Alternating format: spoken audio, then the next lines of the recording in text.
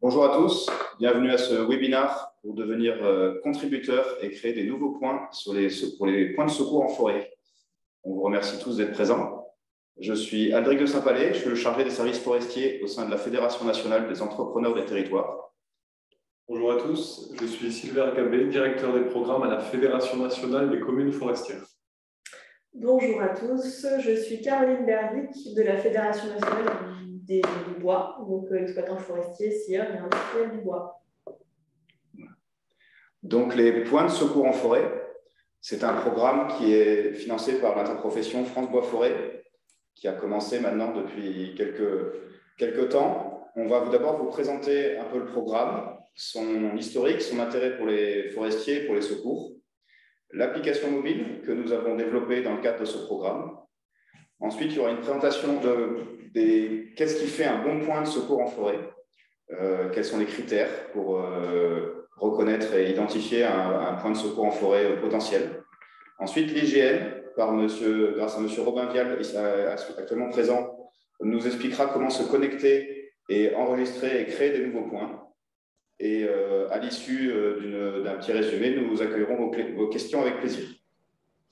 Je vais avancer un peu. Donc, la filière forestière, forêt-bois, il y a toujours des accidents, malheureusement encore trop réguliers.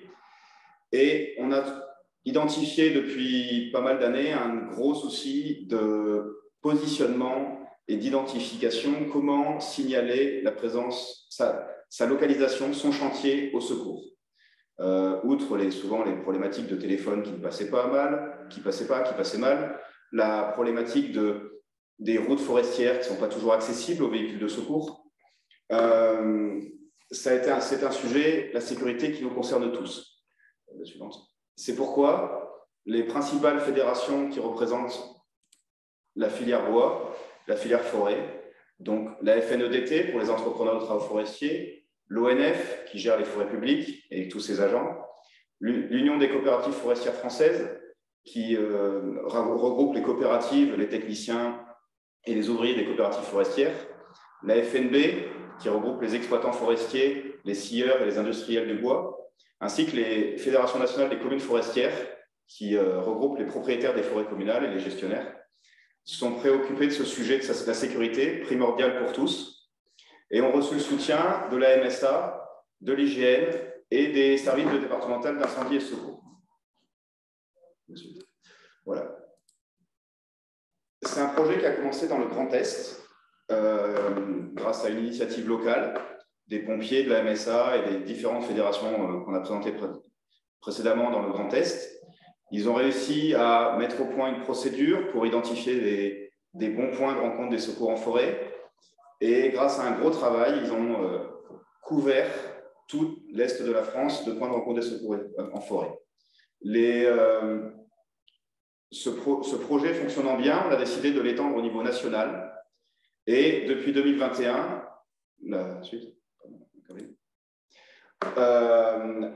l'ONF a fait un gros travail et a recensé 20 000 points dans les forêts qu'elle gérait, en forêt publique, domaniale et communale, notamment, donc bien sûr, le Grand Est, les forêts de montagne, toutes les forêts domaniales du centre de la France sont très bien couvertes grâce à un gros travail de l'ONF. On les remercie pour ça. Et donc, ces points sont à disposition de tous, bien sûr, pas uniquement de l'ONF. Donc, ils servent pour les entrepreneurs qui travaillent, pour les ouvriers de l'ONF, pour les exploitants forestiers, pour les randonneurs, pour les chasseurs éventuellement. Car ces points, en cas d'accident, vous pouvez tous envoyer leurs coordonnées au service de secours et ça permet de vous identifier votre localisation précise. Vas-y, passe la suite. Alors, quel intérêt pour les forestiers de cette application? Je pense que la plupart d'entre vous sont particulièrement bien placés pour connaître les contextes des métiers de l'exploitation forestière.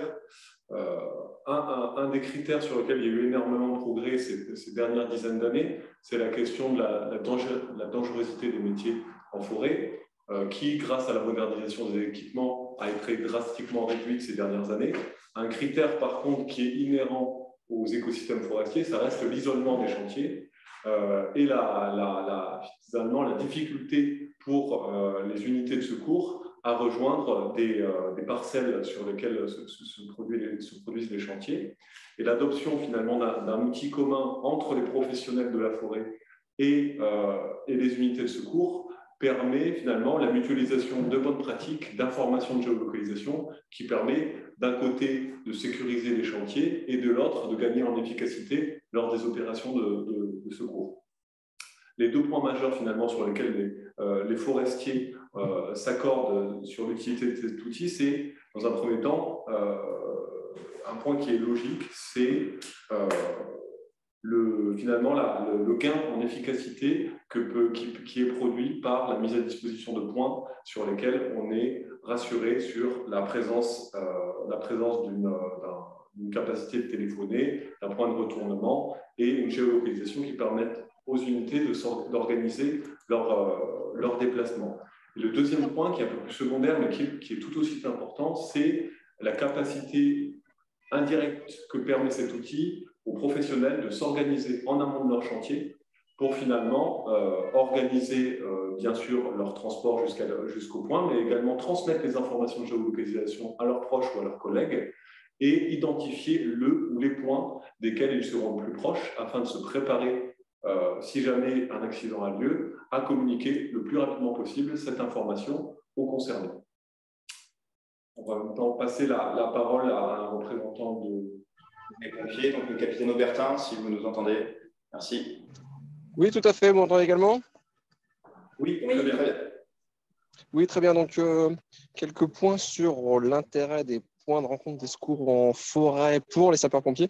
Donc, pour remettre dans le contexte, il faut bien imaginer que quand vous faites un numéro d'urgence, le 18 ou le 112, et vous tombez sur un centre opérationnel des sapeurs-pompiers, vous avez de l'autre côté du téléphone un opérateur qui gère une activité opérationnelle sur l'ensemble d'un département. Donc, de ce fait, il a besoin de très rapidement localiser la victime et les moyens de secours qui sont les plus proches pour pouvoir être rapide et efficace dans le secours qui sera délivré. Donc, les points de rencontre vont permettre du coup de faciliter cette alerte de secours, puisque le premier critère de sélection d'un point de rencontre des secours en forêt, c'est bien la disponibilité du réseau téléphonique qui permet de réaliser cette alerte. Ensuite, il permettra de faciliter la localisation de la victime afin d'engager, bien sûr, les moyens les plus proches. Donc, pour ce faire, ces moyens sont partagés avec les SDIS, sont connus des forestiers qui sont sur les chantiers, et le fait d'avoir un code partagé et un point de rencontre qui est nominal et identifié, c'est-à-dire quand l'appelant donnera le numéro du point, il n'y a pas besoin de faire beaucoup de recherches directement dans le système de gestion informatique et cartographique du service départemental d'incendie de secours. Et bien, directement sur sa cartographie, l'opérateur verra exactement la localisation du point de rencontre et pourra trouver du coup le moyen le plus adapté et surtout le plus proche. Ensuite, donc ça, c'est des choses qui sont maintenant aussi facilitées de par les technologies GPS avec les précisions qu'on peut en connaître. Donc, ça permet également de vérifier s'il n'y a pas des difficultés avec le positionnement GPS, soit de montre ou de téléphone. Dans un second temps, ça va aussi permettre de faciliter la rencontre entre les secours et la victime ou le témoin. C'est-à-dire que ça définit un espace où on est sûr, vecteurs de secours, qu'ils seront en capacité de venir jusque-là dans le massif forestier, puisque les massifs forestiers ne sont pas toujours accessibles à des engins de secours qui, dans ce cas-là, seront majoritairement des ambulances. Donc, ils sont plutôt taillés pour le milieu urbain. Donc là, c'est aussi un des caractéristiques du point, c'est-à-dire que ces points sont accessibles en tout temps par les secours. Donc, un témoin pourra, ou la victime pourra se rendre également à ce point et rencontrera les secours de manière sûre. Enfin, ça permet de faciliter l'accès des secours aussi au plus proche, puisque le point se situera au plus proche de l'accès de la victime, et du coup limiter les délais d'intervention en réduisant le temps entre l'endroit où les secours vont poser le véhicule et commencer une caravane pédestre pour se rendre jusqu'à la victime. C'est véritablement le point le plus avancé dans le massif avant de rencontrer la victime. En fait, tout ça, c'est vraiment fait. Il y a un travail en collaboration entre les services de secours et les différentes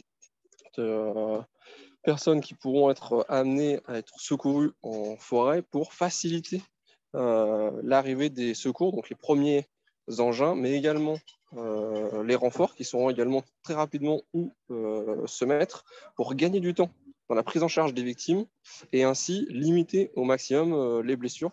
Parce que bien souvent, sur des accidents de forêt, on est sur des blessures graves et la célérité d'arrivée des secours est vraiment importante dans ce cas.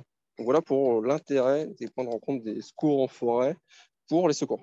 Merci à vous. Merci beaucoup, mon capitaine. Donc, dans le cadre de ce projet, on a développé, on a lancé l'année dernière une application mobile que vous pouvez tous télécharger. Vous voyez apparaître à l'écran les QR codes si vous pouvez scanner directement sur votre écran. Cette application, pour la télécharger, c'est une application qui est légère, qui est gratuite, qui n'a pas besoin de demander de connexion ni de vous enregistrer. Et elle vous permet de consulter tous les PRSF actuellement disponibles en France. Et bien sûr, elle sera mise à jour avec tous les nouveaux points que vous, contributeurs, apporterez régulièrement. Cette application, elle est conçue sur deux concepts, prévention et réaction. Vas-y.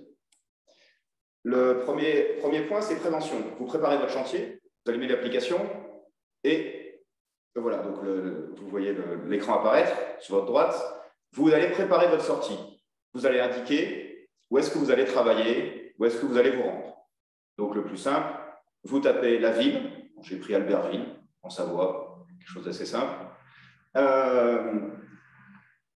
Et il va vous proposer soit la commune, soit directement des PRSF qui sont à proximité. Donc, vous cliquez, vous repérez les PRSF, vous regardez, vous choisissez en fonction de votre chantier, de votre randonnée, de votre visite sur le terrain, celui qui vous convient, ceux qui vous conviennent, peut-être plusieurs PRSF conviennent à votre chantier. Vous pouvez changer la fond de carte, photo aérienne ou le plan IGN classique, pour mieux vous repérer. Et une fois que vous avez sélectionné votre point, vous voyez les numéros des PRSF qui apparaissent en bas, avec leur commune sur laquelle ils sont disposés. Donc, vous sélectionnez le point le plus adapté à votre situation, à votre chantier, à votre futur chantier, et vous le sélectionnez, et il va vous proposer, à ce moment-là, de prévenir quelqu'un pour lui dire que de tel moment à tel moment, vous serez à proximité de tel point. Donc là, pour demain, le 28 juin 2022, en matinée, je serai à côté de ce point, à côté d'Albertville. Et l'application me propose de créer un SMS, à envoyer à un contact parmi mes collègues, mes parents, et ainsi de suite. Un SMS pré-rédigé que je peux modifier, bien sûr, avant de l'envoyer, et qui permettra aux personnes de savoir à côté de quel point je me trouve. Une sécurité supplémentaire, une sécurité à l'avance. La préparation du chantier, c'est essentiel. La préparation de votre sortie en forêt, que ce soit pour un travail lourd ou une randonnée simple, c'est essentiel pour la sécurité des forestiers et des randonneurs et des usagers de la forêt au sens large. Voilà. Deuxième cas, vous êtes en réaction, il est arrivé un accident, vous devez trouver rapidement le point de secours le plus proche de vous. Donc là, vous choisissez la case rouge, vous êtes en forêt. Alors bien sûr, moi je suis basé à Paris, donc le GPS me positionne au centre de Paris. Il me propose le point le plus proche, qui se situe à Sannois, est à 9 km, mais peut-être que ce point n'est peut-être pas J'estime que ce n'est pas le plus facile d'accès, donc je peux en choisir un autre, éventuellement, parce que j'estime que la route pour venir depuis ce point est plus facile. L'application me propose quoi faire. Donc d'abord, de repérer le point de secours, d'appeler le 112 ou le 18 et de surtout suivre les instructions qui vont être données par votre interlocuteur. En appelant le 112, en cliquant, vous êtes automatiquement rapporté sur votre système d'appel de votre téléphone et vous pouvez entrer en communication avec les services de secours et leur donner le numéro du PRS 95 VE15 qui se situe à Franconville et qui se trouve le plus près de votre position. Donc ça, c'est les deux fonctions de l'application en prévention, en réaction. C'est une application qui fonctionne pour tous les téléphones portables et qu'on vous incite à télécharger dès maintenant. si vous ne l'avez pas déjà fait. Donc ensuite, merci Aldric pour avoir présenté rapidement l'application et ses fonctionnalités. Aujourd'hui, donc comme on l'a dit en introduction, on a un peu plus de 20 000 points qui sont remontés sur la carte des PRSF. Et il y a des zones qui sont encore relativement blanches. Donc on a besoin en fait de contributeurs de terrain. Donc ça va être un travail collaboratif qui va mobiliser l'ensemble des acteurs de terrain pour faire remonter des points de rencontre complémentaires. Donc pour ça, il faut bien sûr avoir bien en tête le cahier des charges de ce qu'est un bon point de rencontre des secours en forêt. Le capitaine Aubertin vous a fait déjà un premier descriptif. Il y a un certain nombre de critères à respecter pour que le point de rencontre puisse bien remplir sa fonction d'accélérer ou en tout cas de réduire le temps d'intervention des secours. Alors bien sûr, le premier point, c'est d'avoir une bonne couverture téléphonique et qu'elle soit vérifiée. Alors c'est une couverture téléphonique pour des appels d'urgence. Donc il suffit qu'il y ait un opérateur qui couvre la zone et normalement c'est couvert. Par contre, il faut bien sûr tenir compte du couvert végétal qui parfois peut poser problème. Donc il faut qu'il y ait une couverture qui soit permanente tout au long de l'année pour pouvoir permettre des appels d'urgence. Ça, c'est le premier point qui paraît assez évident, donc du coup, pour pouvoir contacter les secours. Ensuite, le deuxième point, il faut que ça soit un emplacement géographique précis et unique. Précis, il faut que ça soit un point qui soit facilement repéré et repérable, que ce soit par les victimes, mais aussi par les secours. Il faut qu'il soit identifié de façon assez précise et qu'en plus, la personne qui attend les secours soit facilement vue de loin, en fait. Donc, il ne faut pas que ça soit un point au milieu d'un bosquet qui soit caché. Il faut que ça soit un point qui soit facilement identifiable, y compris de loin, pour encore une fois limiter le temps d'accès des secours jusqu'à ce point et donc la rencontre avec la personne accompagnant la victime. Ensuite, comme l'a rappelé aussi le capitaine Aubertin, il faut que ce soit un point qui soit accessible pour les engins de secours. Donc carrossable à toute période, qu'il n'y ait pas de barrière parce que c'est sur une propriété privée éventuellement. C'est des véhicules assez légers, mais il faut quand même prévoir le stationnement et le retournement des véhicules en termes d'accessibilité sur ce point de rencontre.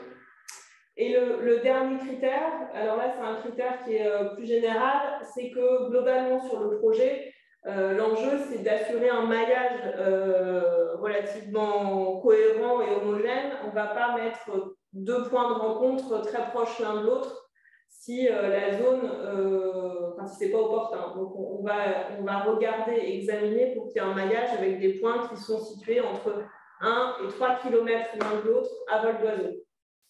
Donc, voilà en gros les 4 grands critères de définition d'un bon point de rencontre des secours en forêt qu'il faut avoir en tête quand on souhaite en déclarer un nouveau et en mettre un dans l'application.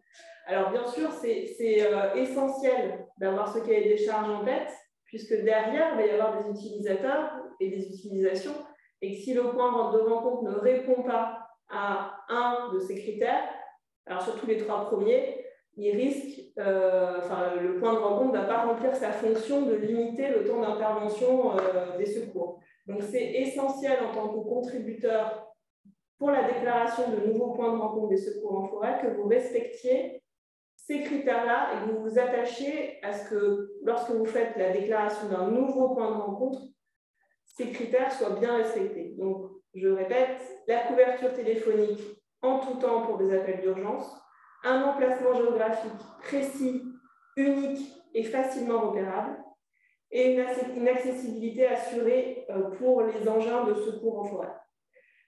Et puis ensuite, assurer une homogénéité du maillage sur l'ensemble du territoire. Voilà. Donc maintenant, nous allons présenter, M. Vial de l'IGN va présenter la plateforme collaborative de l'IGN. Donc, c'est un outil que vous pouvez avoir par Internet ou via une application mobile et qui va vous permettre de rajouter des points.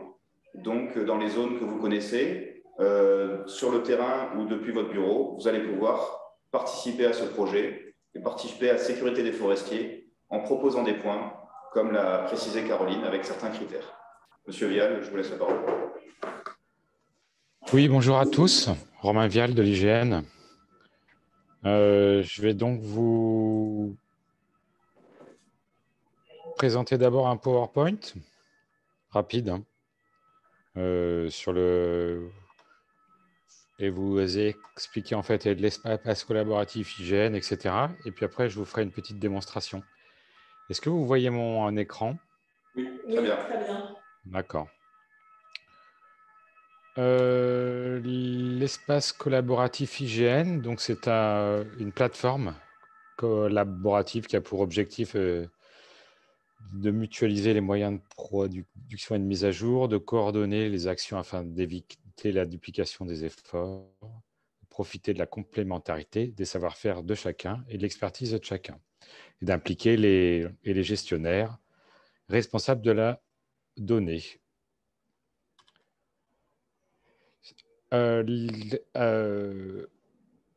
En fait, sur l'infrastructure du géoportail est adossé l'espace collaboratif.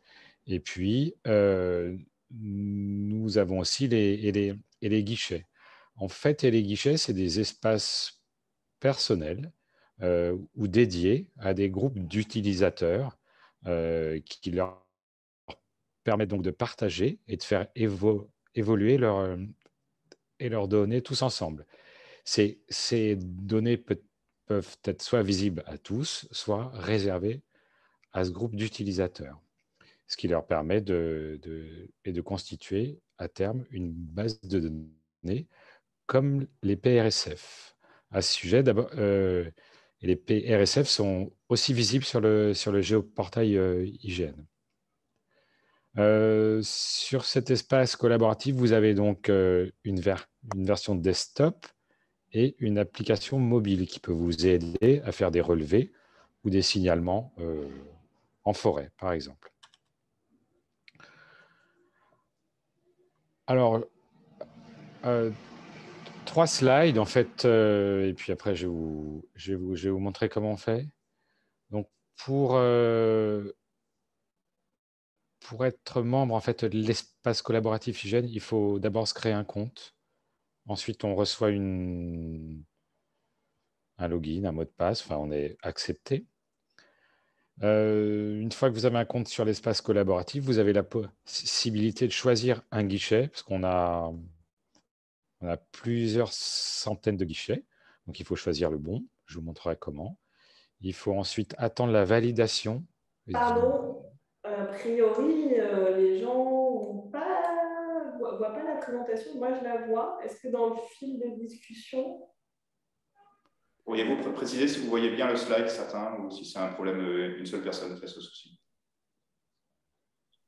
Ah, ça vient d'arriver. Okay. Ça vient d'arriver. Okay, c'était un problème. Un grand délai. Ah bon, okay. Pardon, alors reprenez. Monsieur Verne. A priori, c'est bon. D'accord. Merci, parce que je lis pas le fil. Donc ensuite, vous allez dans mon compte sur la droite et on valide le choix du groupe parce qu'il y a plusieurs groupes rattachés au guichet PRSF. On pourra se connecter, il faut se créer un groupe. Voilà, vous avez plusieurs choix, PRSF Cofor, PRSF EDT, etc. en fonction de sa profession et de son appartenance. Et comme le disait tout à l'heure Caroline, lorsqu'on signale un point ou un nouveau point de rencontre, il faut compléter un certain nombre d'attributs. Donc, la voie carrossable ou pas, le stationnement possible, le risque de feuillage bloquant, etc. Je vais changer de partage, donc. Et puis, je vais vous mettre le partage de mon écran. Alors. Donc, normalement, ça devrait marcher aussi. Est-ce que tout le monde voit la même chose que moi, c'est-à-dire un un URL avec l'espace collaboratif IGN et Oui, c'est une bon. page Internet? D'accord, très bien. Donc, l'URL, c'est ça, espace collaboratif. Pour se créer un compte, c'est ici.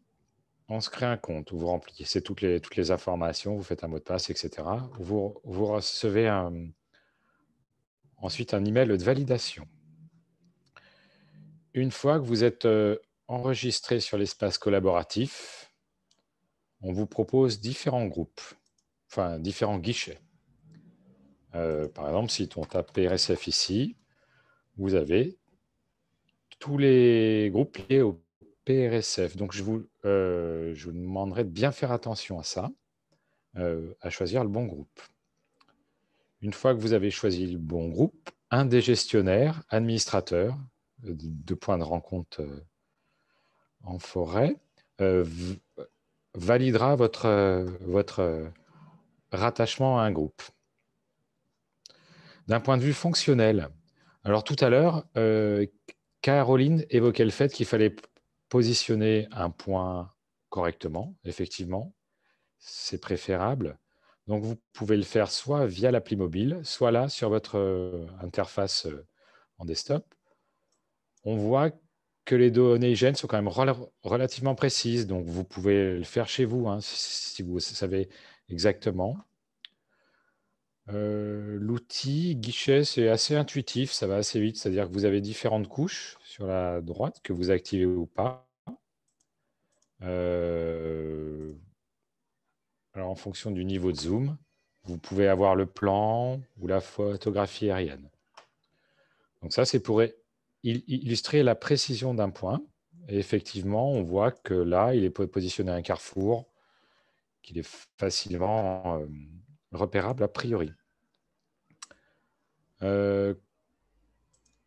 Quand vous créez un point, donc c'est alors annuler. Ici, en fait, vous avez différents outils.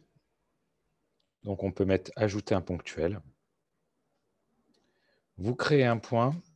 Et les points que vous aurez créés sont soumis à validation. Vous renseignez les attributs ici. Alors, il y en a 3. Hein. Non, il y en a 4.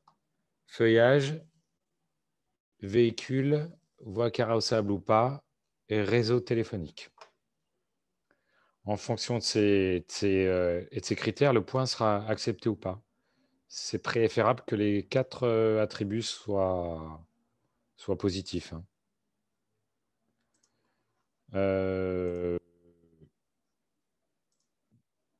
Donc, vous voyez, pour faire un point, c'est quand même assez... Enfin, c'est pas très... Alors là, je fais un point grossier, hein, n'importe où. Voilà. Vous avez, en fait, et l'interface, elle se présente comme ça.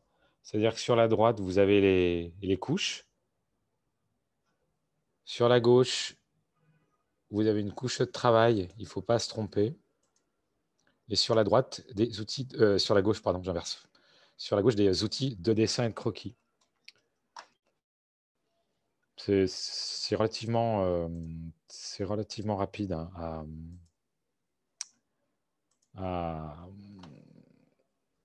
à appréhender et utiliser.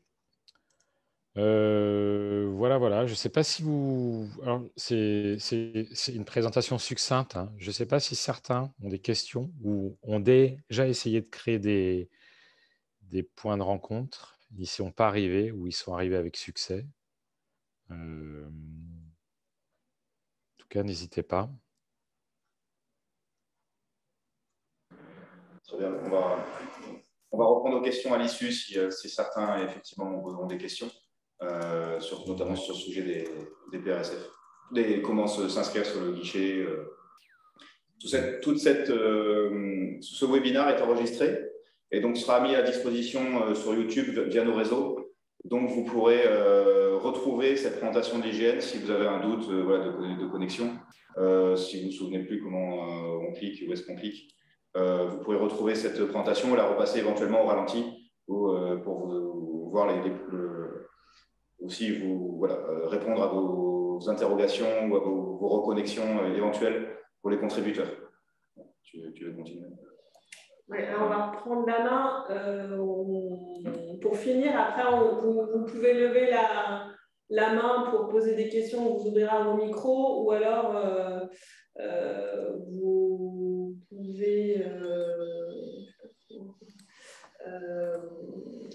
vous pouvez poser vos questions dans le fil de discussion. On va juste finir la présentation. On reste 2 slides et puis après on ouvrira les questions. Donc, créer un PRSF, 3 étapes. Vous l'avez vu, s'inscrire dans l'espace collaboratif, la présentation que vient de faire l'IGN. Relever les caractéristiques de son PRSF, la présentation qu'a fait Caroline il y a quelques instants, avec les 4 points importants de la couverture téléphonique, l'accessibilité, le repérage facile du point et la densité adaptée aux conditions géographiques locales. Et ensuite, saisir le point dans l'espace collaboratif. Donc, soit via Internet, soit via votre ordinateur de bureau.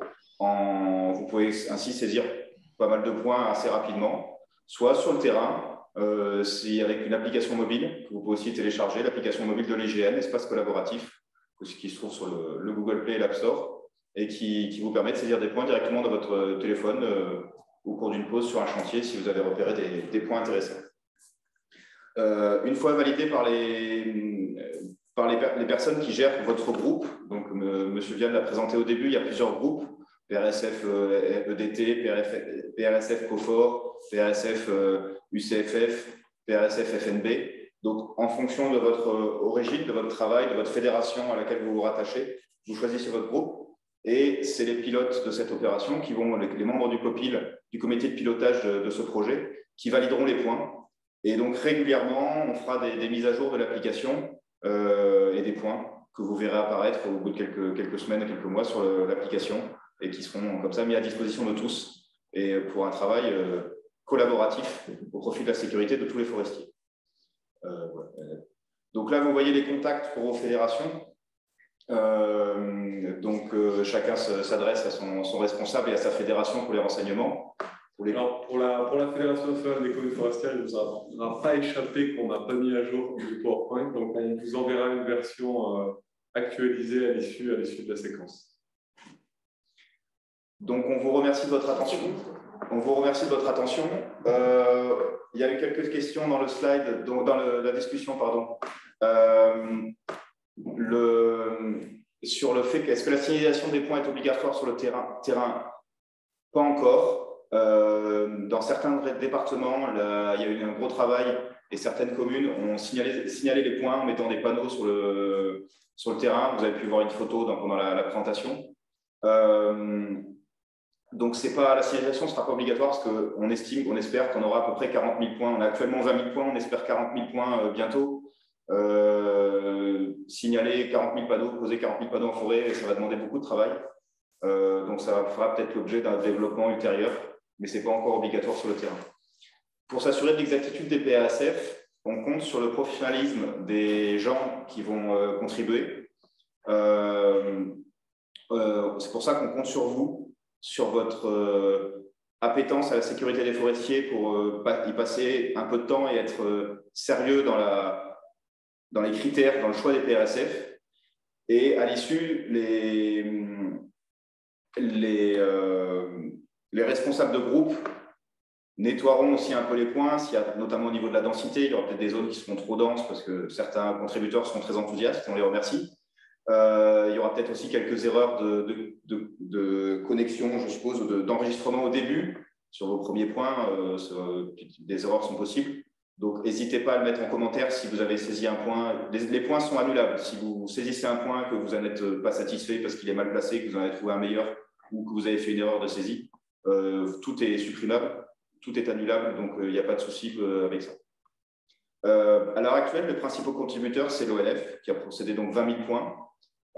Et c'est pour ça qu'aujourd'hui, on fait appel aux autres fédérations, aux autres membres des fédérations, donc aux entrepreneurs de travaux forestiers, aux exploitants forestiers, aux agents des coopératives, techniciens, ouvriers, aux élus des communes forestières, ou aux agents des communes forestières.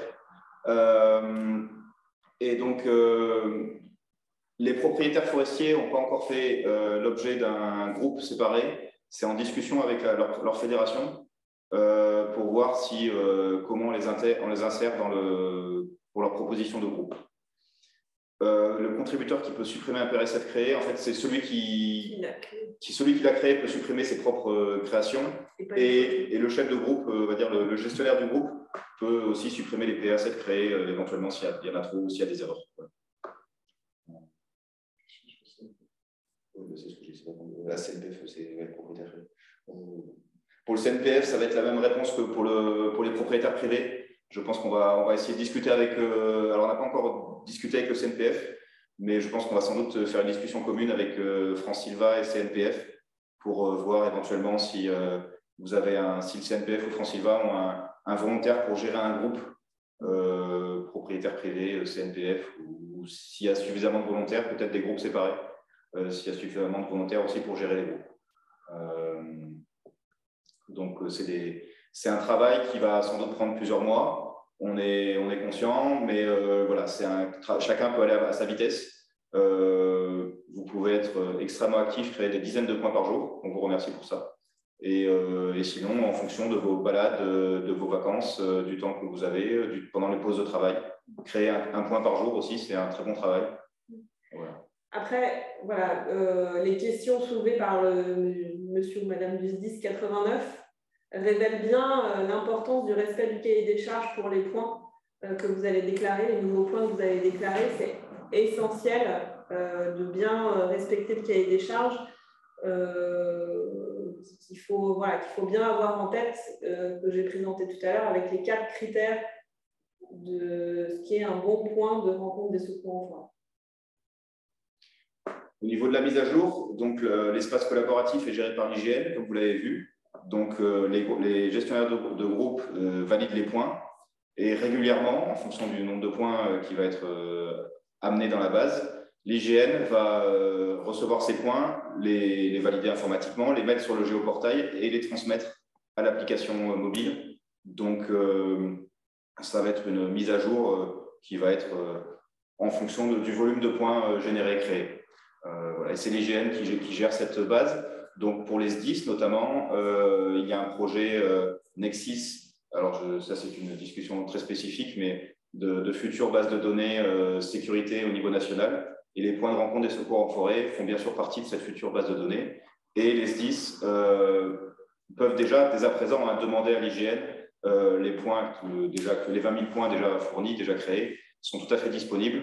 À la fois pour les SDIS, pour tous les autres contributeurs des travaux, je pense aux gens qui gèrent des systèmes d'information géographique, s'ils souhaitent rajouter dans leur SIG les points pour rajouter une couche d'information et de sécurité pour leurs utilisateurs, c'est bien sûr tout à fait possible.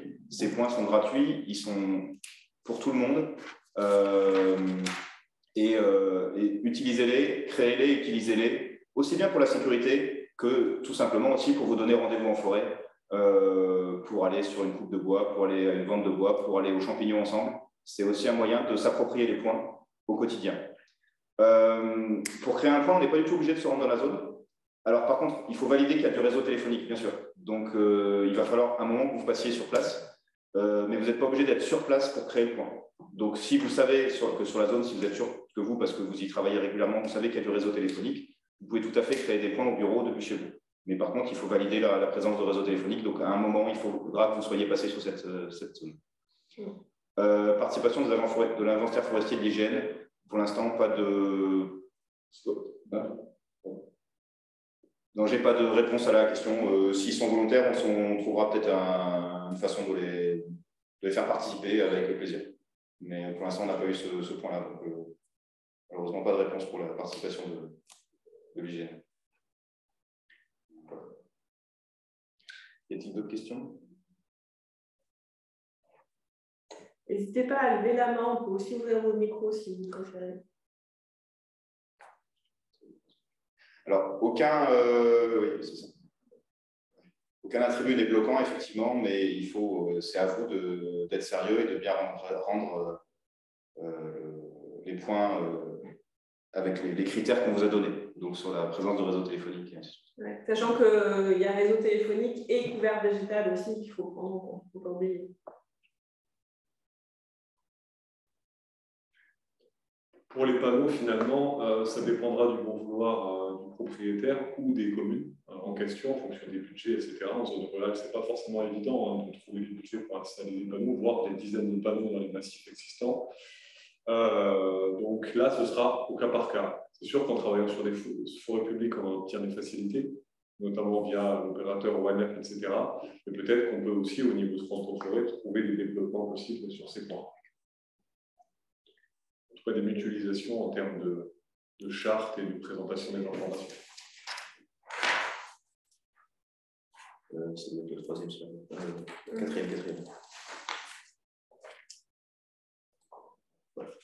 Donc là, pour vous montrer un exemple de panneau qui a été posé dans le 54. Voilà, donc ça reprend la symbolique des rassemblements et des accès au secours que vous pouvez trouver dans les salles publiques, par exemple, ou dans les espaces publics. Donc on a repris la même symbolique que vous retrouverez aussi sur l'application mobile. Et ça rappelle aussi, bien sûr, le numéro 112 à connaître par cœur pour appeler les secours en toutes circonstances. Voilà. Et avec, vous retrouvez en haut du panneau le numéro d'identification de ce panneau, donc dans ce cas-là, le 54 13 44, spécifique et unique. De façon historique, il y a eu plusieurs noms. Donc là, on retrouve un panneau qui s'appelle Point de rencontre forestier. Actuellement, le projet s'appelle Point de rencontre des secours en forêt. Mais voilà, c'est le même projet avec des noms historiques qui ont modifié. Voilà, comment évoluer. S'il n'y a pas d'autres questions, de toute façon, les contacts qu'on vous a affichés à la fin, plus Sylvain Gabet pour la FNCOFOR, sont toujours à votre disposition pour toute question complémentaire. Et si on devait résumer, on compte aussi un peu pour vous, voilà, pour compléter ce beau projet qui est à disposition de l'ensemble des forestiers et aussi l'ensemble des utilisateurs de la forêt, puisque c'est une application qui est ouverte à tout public. L'objectif, c'est bien de sauver plus de vies et de faciliter l'intervention des secours en forêt. Donc, n'hésitez pas aussi à parler de l'application en tant qu'utilisateur autour de vous, alors autour de vos collègues, confrères, etc., mais aussi auprès de tous vos contacts pour tout utilisateur forestier. Je vais peut-être remettre le QR code. Voilà, si vous voulez télécharger l'application, voilà, pour les trucs, vous pouvez scanner votre écran. Ça vous permettra de télécharger facilement l'application. Et en tout cas, on vous remercie de votre présence. On vous remercie de parler de ce projet autour de vous. Comme je le disais tout à l'heure, ce webinaire sera disponible en replay sur YouTube. Vous le trouverez via les réseaux de vos fédérations. Et donc, n'hésitez pas à partager le replay de ce webinaire pour avoir un maximum de contributeurs et ainsi participer pour tous à la sécurité en forêt, qui nous intéresse tous en premier lieu, je pense. Je vous remercie. Merci à tous.